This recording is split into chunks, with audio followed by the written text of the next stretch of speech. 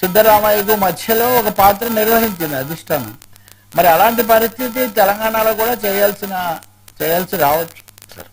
Sir Modi సర్కార్కి మరో shock విద్యాలయాల్లో.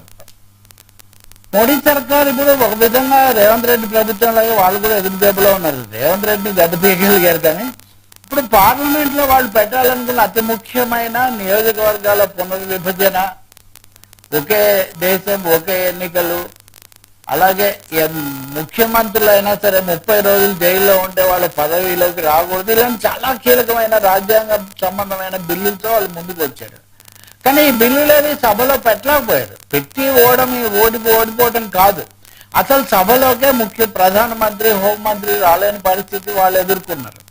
అలాగే కాశ్మీర్ 370 రద్దు చేశాము, 7 ఏళ్ళు అయిందని సంబరం చేసుకోవాల్సిన సమయంలో అది కూడా వాళ్ళు చేసుకోలేకపోయారు. చాలా అంశాల్లో ఎదురు దెబ్బలు, విద్యార్థుల నిరసన, ఈ బొద్దింకల తిరుగుబాటు ఇవన్నీ వచ్చిన తర్వాత బంకీపూర్ శాసనసభ ఎన్నికల్లోనూ అలాగే మధ్యప్రదేశ్ లో ఉన్న దాంట్లో అక్కడ 2 చోట్ల ఓడిపోయారు. అంటే ఎన్నికల్లో ఓడిపోయారు, బిల్లులు తేలేకపోయారు, విద్యార్థుల నుంచి తీవ్రమైన నిరసన వచ్చింది.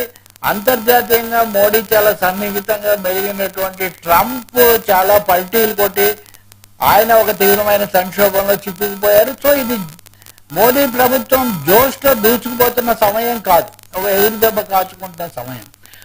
ఈ సమయంలో సుప్రీంకోర్టు కూడా కొన్ని విషయాల్లో అక్షంతరం వెనక్కి పంపించడం మీ అభిప్రాయం చెప్పండి. రామ్ది కూడా రామ మందిరం చోరీ, అది నేరుగా కేంద్రానికి కాకపోయినా ఇప్పుడు ఆ చంపత్ రాయ్ అని ఆ ట్రస్ట్ సెక్రటరీ ఎవరైతే ఉన్నాడో ఆయన నిన్న ఒక బాంబు పేల్చాడు. ఏంటంటే నృపేన్ మిశ్రా ప్రధానమంత్రి కార్యాలయం బాధ్యుడిగా పిఎంఓ ఇన్ఛార్జిగా ఉండి ఈ ట్రస్ట్ చైర్మన్ గా పంపబడిన నృపేన్ మిశ్రా అనే దీని అంతటికీ కర్త, అన్ని ఆయనే చూసుకున్నాడు, నాకేం తెలుసు అన్నాడు ఆయన.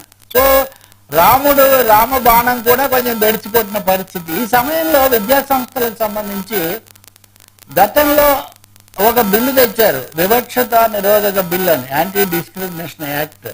దాని రూపురేఖలు మీరు సరిగ్గా లేవు, అందులో వివక్ష అంటే ఏంటి అనేది సరిగ్గా నిర్వచించబడలేదు అని రకరకాల అభ్యంతరాలు వచ్చాయి. కొంతమంది సవాల్ చేశారు, ముఖ్యంగా ఓసీలు సవాల్ చేశారు, ఓసీ వర్గాలు. సుప్రీంకోర్టు ముందుకు అది వచ్చింది, వస్తే ప్రభుత్వం నేను సమీక్షిస్తాను వెనక్కి తీసుకుంది.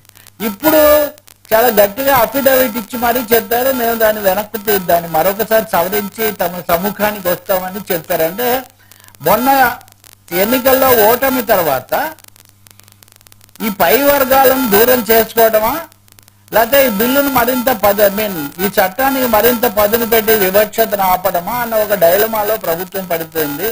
విద్యారంగానికి ముఖ్యంగా వర్గాలు, వివక్షత అన్నప్పుడు కింది వర్గాలు పై వర్గాలు ఉంటాయి కదా, అణచివేతకు గురయ్యే వాళ్ళు వీళ్ళు. సో ఈ విషయంలో కూడా ప్రభుత్వం వెనక్కు తగ్గాల్సి వచ్చింది.